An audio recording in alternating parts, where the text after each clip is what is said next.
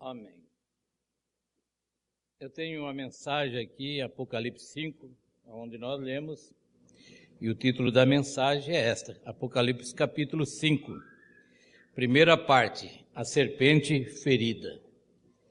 Nós temos passado ela para a igreja em partes, porque não dá de passar tudo numa só, mas eu tenho falado ontem no Túnel Verde, hoje pela manhã ali em Osório, e sempre na continuação dela. Quem assistiu lá, assistiu ali, assistiria à continuação.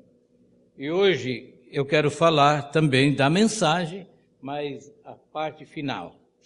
Primeiro nós falamos sobre o testemunho do irmão Brana, daquilo que quiseram fazer ele e o Senhor Jesus, e ele ressachou, ele retirou, pediu por favor que não fizesse isto, e contou a história que nisto ele teve que parar o ministério dele e foi parado por um tempo.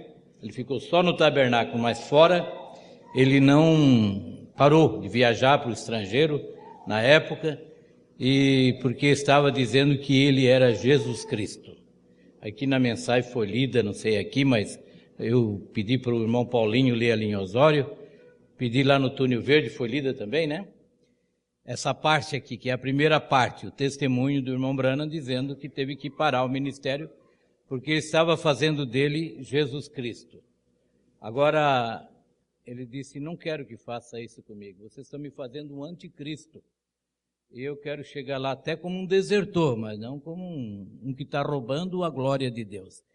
Porque Deus não deixa ninguém roubar a sua glória. E ele também não reparte com ninguém. Não tem ninguém igual a ele. Aí é que pode você ver que as pessoas entendem que veio dois, que Deus ficou no céu e Jesus veio na terra, dois deuses, e põe até três, né? Mas não pode haver dois deuses, porque senão tinha que repartir a glória com um e com o outro. E Deus não reparte a sua glória com ninguém, a glória dele. Porque não tem ninguém à altura para repartir com ele. Não tem jeito, só Deus mesmo, só Deus é Deus. Amém? Então ele dá aqui o seu testemunho, se alguém quiser essa mensagem, é Apocalipse 5, e ele diz, se continuar assim eu até deixo o ministério. Aí a experiência que eu tenho ouvido há muitos anos de alguns pastores, mesmo americanos, como o pastor João Martins, ele disse que um certo dia, ele contou da morte do irmão Brana, ele contou que o irmão Brana sofreu um acidente, foi para o hospital, e eu vou resumir assim por cima para vocês terem uma ideia. Uns já são inteirados, conhecem. Então, quando ele estava no hospital para morrer, e que naquela noite que ele morreu, surgiu profecias, eles estavam orando numa outra sala do lado, e disseram que o irmão Brana ia ressuscitar no terceiro dia, assim como Jesus. Alguns, isso agora não atribui ao real. Sempre existe no meio esses tipos de pessoas para fazer confusão, né? E o diabo, ele não vai levantar ninguém lá de fora. É do nosso meio mesmo que ele levanta sempre aqueles para estragar o plano de Deus. Então, não ressuscitou no terceiro dia. Então, eles disseram que ia ressuscitar 40 dias. E aquilo saiu, que 40 dias. Então, o pastor João Martins estava no cemitério no dia que foi dito que ele ia ressuscitar. Aí estava lá no cemitério, disse que reporte, tudo chegaram ali. E disseram, você também é da crença do tabernáculo? Ele disse, sou. E você crê que o irmão Brana vai ressuscitar hoje? Ele disse, não vai ressuscitar. Mas por que você está aqui? Como os outros estão, eu estou aqui. E até gostaria que acontecesse isso, mas não vai acontecer nada. Aí depois não ressuscitou, disseram, não aconteceu por culpa de você e outros que estão aí que não crê. Mas Deus, quando Ele vai fazer algo, não tem incredulidade, não tem nada que impede Deus. Tem gente que diz que impede. Não foi curado por causa da incredulidade daquele irmão que estava... Não. Quando Deus quer fazer uma obra, quando João Batista, quando Isabel se achou-se grávida, e o pai de João Batista, Zacarias, estava no templo, acendendo a luz e apagando a luz do templo, aí um anjo apareceu para ele e disse que a sua esposa, Isabel, vai ter um filho. Ele disse, mas como pode ser isso? Um homem velho, ela também velha, estéril, nunca deu luz? Sim, vai nascer um filho dela. Ele riu, não creu. Mas hoje eu disse, então você vai ficar mudo até o dia que a criança nascer. Daí lá você vai falar. E ele ficou mudo e Isabel ficou grávida, teve o filho que é João Batista. A incredulidade do pai não adiantou, não impediu. Nada impede Deus. Nós temos que pôr, Deus é sem limite. Nada, amém? Nós temos que crer assim, nós cremos num Deus sem limite. Aleluia. Então nada impede. O irmão Branham não ressuscitou porque ele é igual a um de nós. Só foi um vaso, um profeta que Deus usou na sua mão. Não queira tirar ele nunca do lugar. Deixa ele como ele está, que está muito bem ali como profeta, e trouxe a mensagem para nós, essa mensagem rica e com vitaminas em abundância mesmo, né? Amém. E que nos tira a máscara, tira a hipocrisia de nós e mostra todos nós num nível só. Amém? Que ninguém é maior do que ninguém, não tem pastor grande nem pastor pequeno, tudo é igual, não tem irmão grande nem irmão pequeno, tudo é igual também. Amém. Glória a Jesus. Então falamos sobre isso pela manhã e também temos falado sobre o propiciatório. Aqui na mensagem, o irmão Brana fala, no parágrafo 65, o propiciatório, ao qual ninguém podia se aproximar, a menos que houvesse uma expiação ali para essa pessoa. A única maneira que o santuário, quando foi aspergido do sangue, então chegou a ser um propiciatório. Porém, depois que o sangue foi tirado, então chegou a ser um tribunal. Amém? E ninguém podia suportar o juízo de Deus. A única coisa que podemos esperar é a misericórdia de Deus. O Brana diz aqui, eu não quero a justiça de Deus, eu não quero. Ele é muito justo. E a sua justiça, ninguém passa. Nós devemos pedir a Ele a sua misericórdia.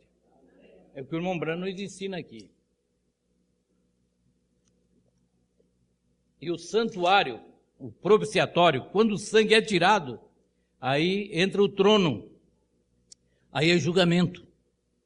O sangue tem que estar ali. Alguém disse que o sangue foi tirado, mas o irmão Brana diz na mensagem, no primeiro selo, ele diz que o sangue tem que permanecer ali até que o último eleito entra. E quando o sangue sai, que no fim vai sair o sangue, até saiu, mas depois ele volta ali.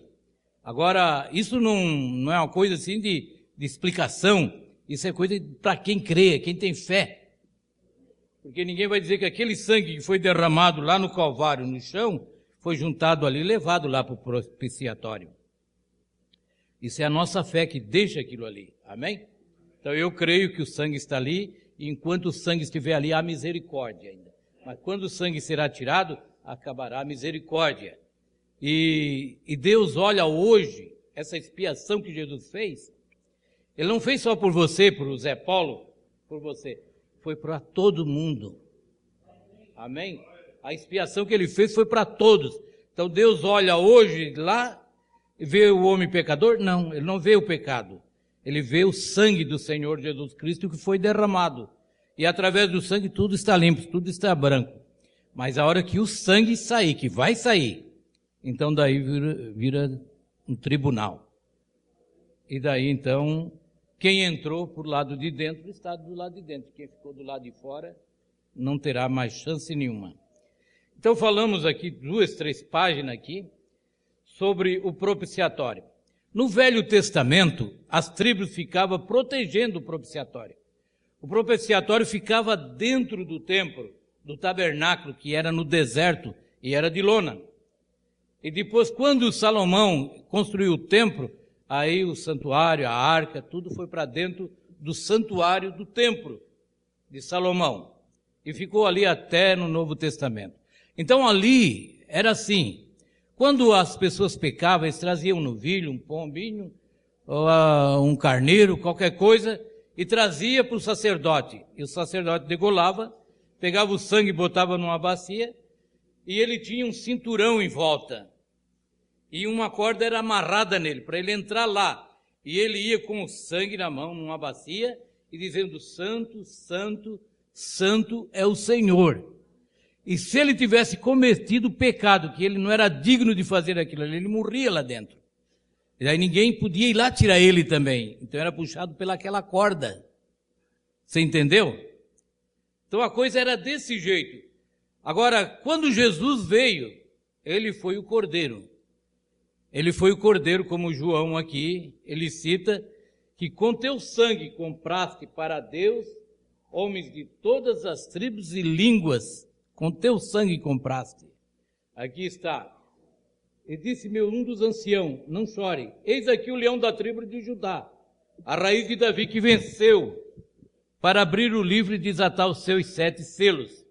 E olhei, eis que estava no meio dos tronos e dos 4 animais, vivente entre os anciãos, um cordeiro. Olha só, um cordeiro, como havendo sido morto, e tinha 7 pontas e 7 olhos, que são os 7 Espíritos de Deus enviado a toda a terra. O anjo disse para João, não temas, não chore, para João de chorar. Muitos pregadores dizem que João chorava, porque ele também não era digno de abrir esse livro, nem de olhar para ele, e ele chorava. Mas aqui a Bíblia está dizendo que não havia ninguém, diz assim, e eu chorava muito, porque ninguém for achado digno de abrir o livro, nem de ler, nem de olhar para ele. Quer dizer, ninguém. E aqui diz que nem lá no céu tinha alguém, então quer dizer que não tinha querubins, não tinha arcanjo, não tinha serafins, não tinha nada. Ninguém podia abrir aquele livro, nem olhar para ele. Agora, aqui é o livro da redenção. Agora aqui nós vamos entrar depois no livro de Ruth, que isso seria um estudo muito grande. Mas nós resumimos assim para nós ter um entendimento. E depois, com o tempo, você vai lendo mensagem e tudo que nós vamos aprendendo e nós chegamos lá, né? Graças a Deus.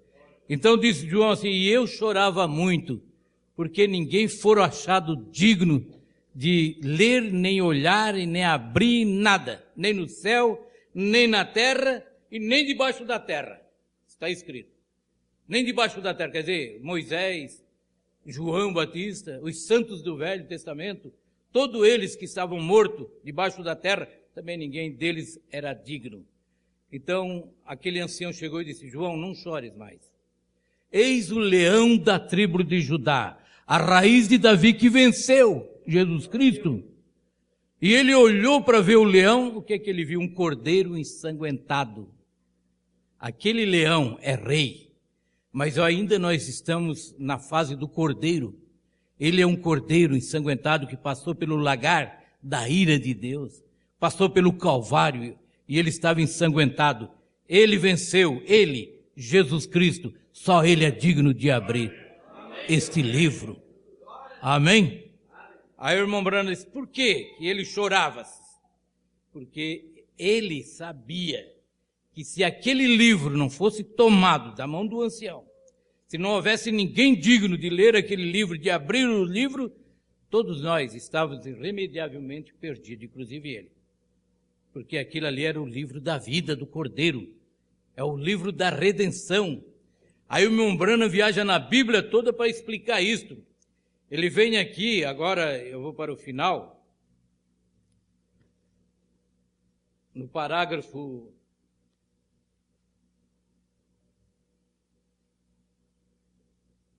146.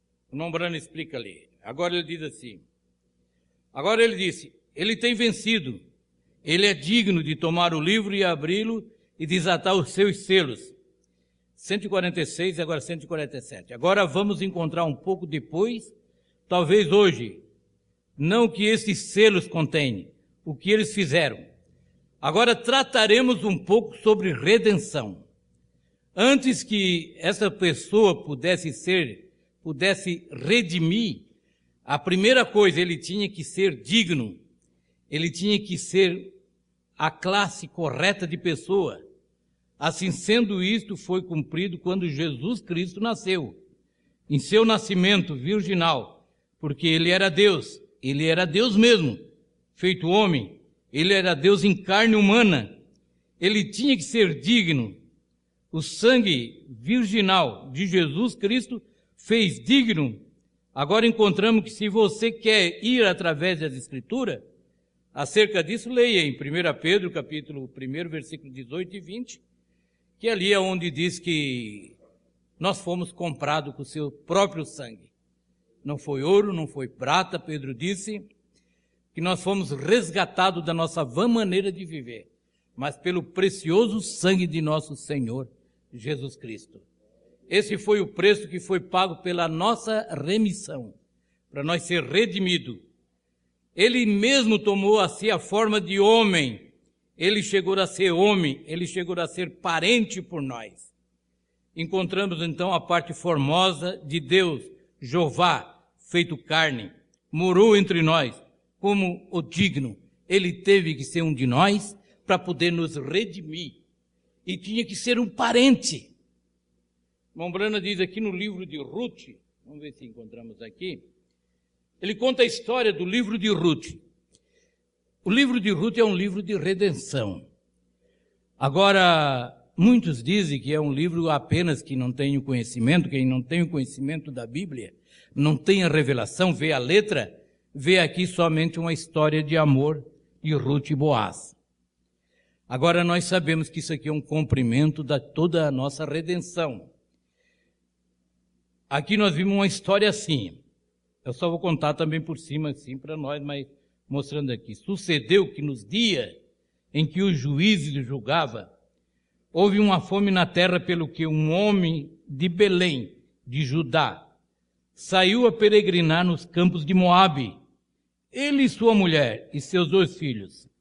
E era o nome deste homem Elimeleque, e o nome de sua mulher Noemi, e o nome de seus 2 filhos era Malom e Quilion, o Efrateu, de Belém, de Judá. E vieram aos campos de Moabe, e ficaram ali. Aí o tempo foi passando, passou uns 10 anos. Então a Bíblia diz que morreu Elimeleque, o marido de Noemi. Morreu Elimeleque, marido de Noemi, e ficou ela com seus 2 filhos, o qual tomaram para si mulheres, Moabita, e era o nome de uma órfã, e o nome da outra Ruth, e ficaram ali por 10 anos. Aí o tempo passou, aí veio a morrer também esses 2 filhos de Noemi, que era Malom e Quilion. Os 2 filhos dela vieram a morrer também. Ficaram as 3 mulheres desamparadas. A viúva, Noemi, que tinha perdido seu marido, e ficou Ruth e órfã também desamparada. Então, eles ouviram que nas terras de Judá, lá em Belém, a terra tinha dado pão com abundância, havia fartura. Então, as 3 combinaram de voltar, e começaram a voltar lá das terras de Moabe, dos Moabitas, agora para, novamente, Belém, de Judá. E quando chegou a uma certa altura, então Noemi disse: minhas filhas, volte cada um para os seus pais, suas mães. Eu não tenho mais filho para dar para vocês. Eles morreram e vocês foram muito legal comigo, como os defuntos. Então vamos aqui se separar. Vocês voltem para o seu Deus e eu vou para a minha terra de novo. Noemi falou essas palavras e a Bíblia diz que as 3 levantaram a voz e choraram, lamentaram e tornaram a chorar novamente. Orfa beijou a sua sogra, porém Ruth se apegou a ela. Diz que Orfa beijou, ali se despediu e foi. A Bíblia nunca mais falou dessa mulher. Ela desistiu, ela voltou. Mas Ruth se apegou a Noemi. Isso eu só estou contando essa história para nós saber o fundamento da remissão e aonde que nós entramos, que nós somos gentios. Nós não tínhamos chance nenhuma. Você quer saber quem era nós? Filho de cão. Você queria saber quem era nós na Bíblia? Eram os amoreus, os filisteus, aquela turma, era gentil. Hoje, e naqueles dias, a maior raça que houve sobre a terra eram os gentios.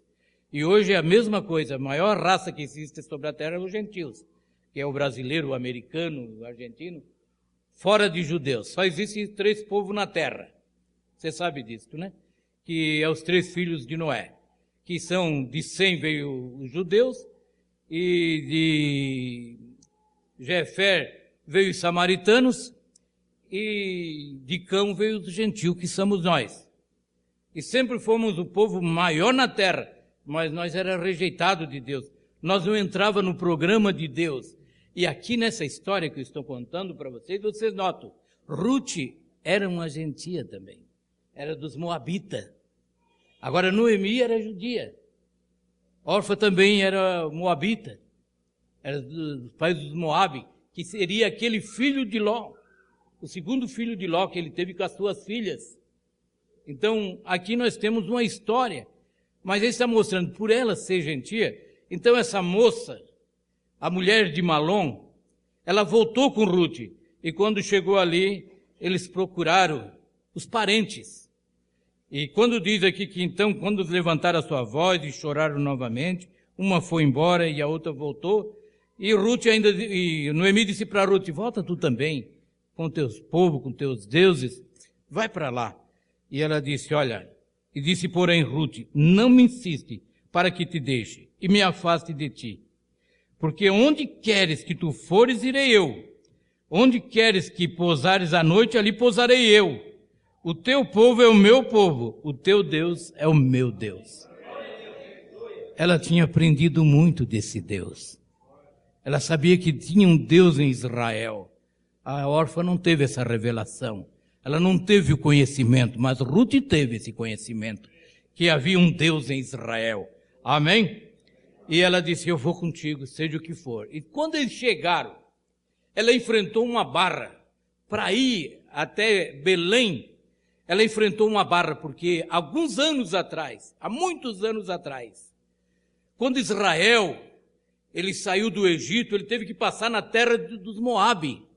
Ali foi onde tinha o profeta Balaão, os Moabitas. Os Moabitas eram um povo que sabia servir a Deus, entendia tudo igual Israel, porque o Moabe era filho de Ló, Ló era sobrinho de Abraão. Então ele sabia adorar Deus como Israel. A única diferença que tinha entre os Moabitas e Israel é que Israel tinha um profeta, eles não tinham. E por eles não ter um profeta, e conhecendo que Deus só fala com o profeta, eles foram contratar um profeta, pagaram um alto preço, deram ouro, joias, para Balaão vir amaldiçoar Israel. E cada vez que Abraão abria a boca para amaldiçoar, ele abençoava. Porque isso, agora toma essa palavra para vocês, irmão. Contra os filhos de Deus, que hoje nós temos descendência de Abraão também. Pela fé nós temos filhos de Abraão. Contra filhos de Abraão, não tem feitiçaria, não tem encantamento nenhum que pega. Por isso, ele disse, eu trouxemos aqui, te paguemos para te amaldiçoar e tu abençoa. Ele disse, não dá de amaldiçoar esse povo. Contra eles não há encantamento. Não há nada que pode prejudicá-lo. Mas há algum tempo atrás, quando Balaão então fez tudo, não conseguiu, sabe o que ele fez? Ele pregou uma doutrina. Ele mandou as moças, as filhas dos Moabitas, juntar-se com os filhos de Israel. E ali houve adultério, e ali houve pecado. E Deus naquele dia matou 23 israelitas por causa do pecado. Então aquela mancha ficou entre os Moabitas e Israel, principalmente de Judá. Agora, Ruth está vindo para Israel. E para eles ela era marcada como aquelas mulheres que mataram, que por causa dela teve aquela morte tremenda ali. Mas ela enfrentou tudo isso e foi. Mas chegou ali na terra de Moabe, ela veio com Noemi, Ruth veio com Noemi, ela foi bem recebida. E ela foi juntar espiga na fazenda de Boaz. E Boaz gostou dela. E ele, para ter ela como esposa, ele teve que redimir a Noemi, as terras de Noemi, tudo. Então ele redimiu. E ele disse assim, olha, eu vou te redimir, mas há um parente que é mais chegado do que eu. O direito é dele. Se ele desistir, eu então te redimirei, a ti e Noemi. Agora, você sabe que nós, por direito, nós éramos perdidos por Satanás, porque a nossa mãe Eva, ela caiu lá atrás. Você entendeu? E desde lá teve que haver um plano de Deus para nos redimir. Então, o diabo, tem até um hino que um cantor canta, o mundo fez leilão da minha alma. O inimigo concorreu para arrematar, mas Jesus, com seu sangue precioso, tudo fez para a minha alma resgatar. Amém? Jesus resgatou, ele venceu. Boaz tinha um outro mais chegado, que tinha o direito, mas ele encarou esse, e ali tinha que haver um testemunho, e ele disse para esse, ou tu redime, ou eu redimirei. Aqueles que redimiram as terras que eles venderam quando foram, trazer de volta tem que redimir Ruth e a Noemi. E Boaz concordou, mas o outro disse, não, redime tu. Fica para ti, porque eu já tenho muita coisa, muita incomodação, deixa assim. E ele redimiu a Ruth. Agora, o final da história de Ruth. Então ela casou com Boaz. Só quero contar isso aqui. Ela casou com Boaz. E Boaz, ele teve um filho com ela. E o nome desse filho é Obed. Está aqui na Bíblia, eu estou lendo aqui, no capítulo 4, e o versículo 21 e o 22. Obed teve um filho também, gerou a Jessé. Jessé teve um filho, Davi. Davi, filho de Jessé. Jesus, filho de Davi. Você entendeu? Dessa mulher, dessa Ruth, que era uma gentia, veio um que trouxe a descendência de Jesus. Foi Boaz. Boaz casou com Ruth e gerou um filho e colocou o nome de Obed. Obed gerou a Jessé. Então, o filho de Boaz seria avô de Davi, do rei Davi. E de Davi, dessa descendência de Judá, veio o Senhor Jesus Cristo, o nosso remidor. Ele, para poder me redimir você, ele tinha que ser um parente nosso. A mesma coisa que no livro de Gênesis, o programa de Deus, ele começa lá em Gênesis, o plano de redenção. Aqui em Gênesis, quando Jacó chamou os filhos de José, no capítulo 48, versículo 12, então José tirou-os de seus joelhos, inclinou-se em terra diante da sua face, de Jacó, seu pai. E tomou José ambos, ele, a Efraim, na sua mão direita. Efraim era o mais velho. Na sua mão direita de Israel. E fez chegar a ele. Mas Israel estendeu a sua mão direita e pôs sobre a cabeça de Efraim. Ele trouxe Manassés e Efraim, que eram os dois filhos de José. E era para botar a mão direita na cabeça, para abençoar, para trazer ali a bênção, era para colocar sobre o mais velho, Efraim. Mas quando José botou tudo na posição certa para ele, ele cruzou o braço assim. A mão direita foi para o mais novo e a mão esquerda para o mais velho. Aí o irmão Brana diz, ali estava passando a bênção dos judeus para os gentios. Uma simples coisa. Mas aquela bênção ali, irmão, se você ler aqui ele está abençoando os 12 filhos, e depois você vê quando Jesus esteve aqui na terra, quando ele chegava na terra de Zebulun, estava ali a bênção, terra marítima, terra tudo abençoada, tudo, a plantação, tudo era bom. Todas as bênçãos que estão aqui, você vê lá nos tempos do Novo Testamento. Israel estendeu a sua mão direita e pôs sobre a cabeça de Efraim, ainda que era o menor, e a sua esquerda sobre a cabeça de Manassés, dirigindo a sua mão avisadamente, ainda que Manassés era o primogênito, e abençoou José. A bênção de José, que era o pai desses dois moços, passou para Manassés e Efraim. Na hora da bênção houve um cruzamento, porque a mulher de José também era uma gentia, ela era do Egito. Ele casou com uma egípcia. Então tudo aquilo ali parece história, acontecimento, mas ali estava na presciência de Deus. Aleluia! Aí quando chegou aqui na Ruth, a mesma coisa. Ruth era uma gentia, uma moabita. A bênção estava agora vindo através dela. Obed, que foi filho dela, Obed foi pai de Jessé, Jessé gerou a Davi, e daquela descendência, depois de 14 gerações, nasceu Jesus de José e Maria, que também era da mesma descendência. Amém? Então a bênção de Deus, ela passou de um para o outro. E a bênção de Deus passou dos judeus para nós. Amém? Agora, redenção. As horas já se foram. As horas, elas voam. Ora, redenção. Ninguém no céu, nem na terra, nem debaixo da terra podia abrir o livro, nem olhar para ele. E eu chorava muito porque ninguém for achado digno de abrir o livro, nem de ler, nem de olhar para ele. E disse-me um dos anciãos, não chores.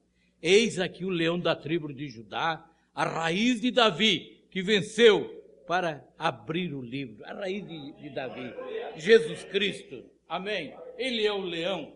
Quando Jacó abençoou ali nas bênçãos ali de Gênesis ali, quando ele abençoou os filhos de José, ele abençoou Judá. Ele chamou Judá e disse, Judá, tu és um leãozinho, de presa tu subsiste, e tu serás forte, serás valente, aleluia. E dele veio a descendência que veio Jesus. E Deus acompanhou tudo trazendo para nós. Então, graça, o que eu quero dizer, graça a mensagem. Senão eu lia o livro de Ruth e dizia, bonita história de amor está aqui. Mas não é apenas uma história de amor, é uma história de redenção. Foi aonde nós entramos, se tornando o parente. Jesus é o nosso parente.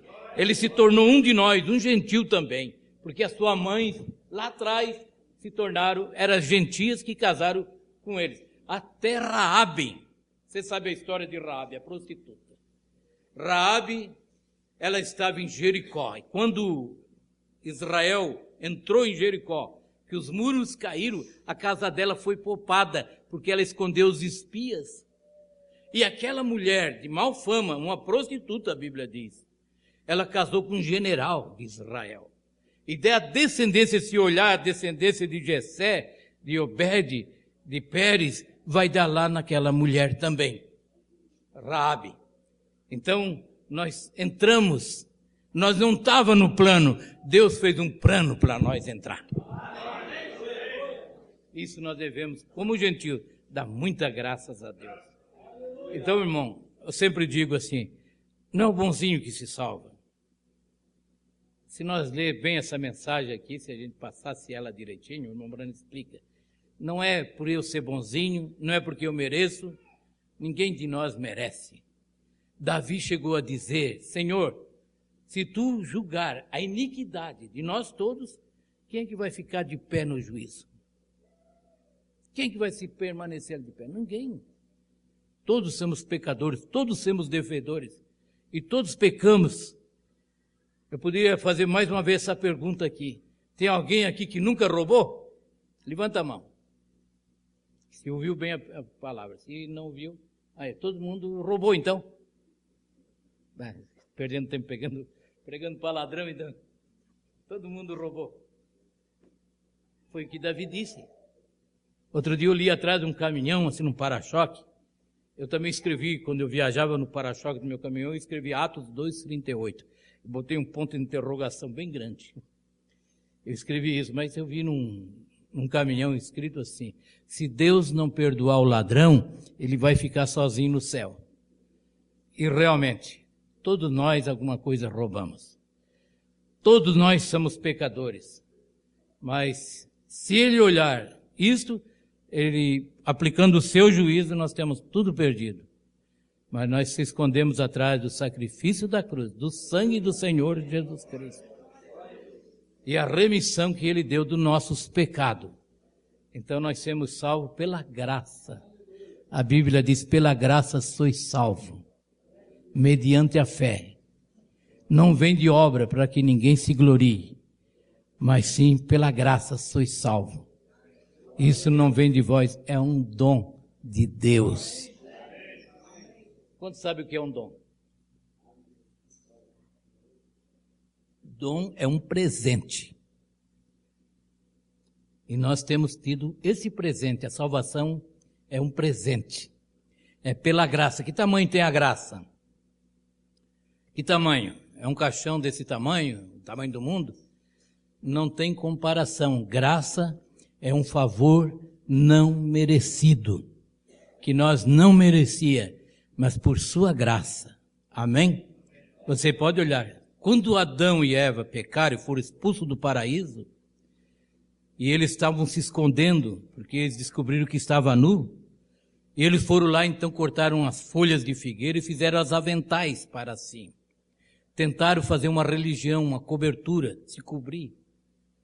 E eles colocaram aquilo ali, Deus olhou e disse, isso aí não serve. Ele foi lá, matou um cordeiro, tirou a pele e fez roupa para eles com aquela pele do cordeiro. E, por sua lei, ele teve que expulsar do paraíso, ele é justiça. Ele disse que o dia que comesse daquele fruto morreria, então ele teve que tirar eles dali. E ainda botar querubim para guardar o jardim, para ele não voltar e comer da árvore da vida. Daí eles teriam vida eterna, se eles voltassem ali.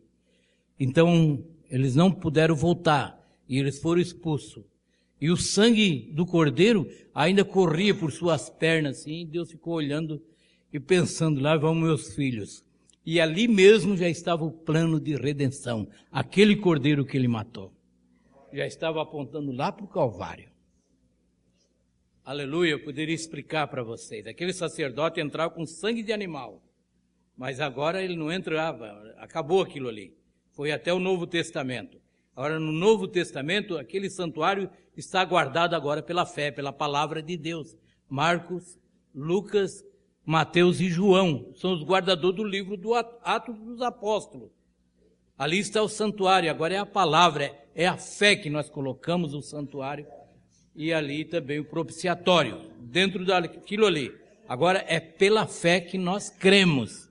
Amém? E o sangue que está ali não é mais sangue de touro, nem de bode, de animal, nem... é o sangue do Senhor Jesus Cristo, que está ali intercedendo por nós. Então, é pela graça. Não te pensa assim, eu estou aqui, eu sou crente porque eu mereço. Não, ninguém merece. Às vezes o nosso vizinho é até melhor do que nós. Mas é pela graça do Senhor Jesus Cristo. Ficamos de pé. Amém.